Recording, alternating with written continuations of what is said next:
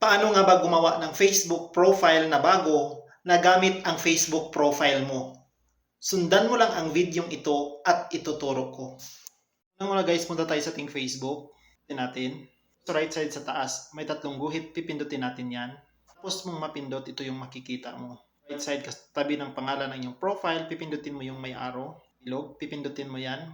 Kita mo ang Create Facebook Profile sa baba. Pipindutin mo yung Create Facebook Profile. Ito yung makikita mo. Personal Profile.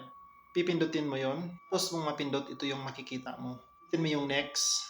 Po, maglagay na po kayo ng inyong pangalan sa inyong bagong Facebook profile na gagawin. Sa akin, ilagay ko dito guys is Fred. Tapos kung malagay ang pangalan ko na Fred, pipindutin ko yung continue. Pindot ko po ng continue, ito po yung ang lalabas. Create profile. Pipindutin mo yung create profile. Guys, your new profile is being created. Guys, wait lang po natin saglit para makikita mo na ang inyong bagong Facebook profile. Ito na po guys ang makikita mo.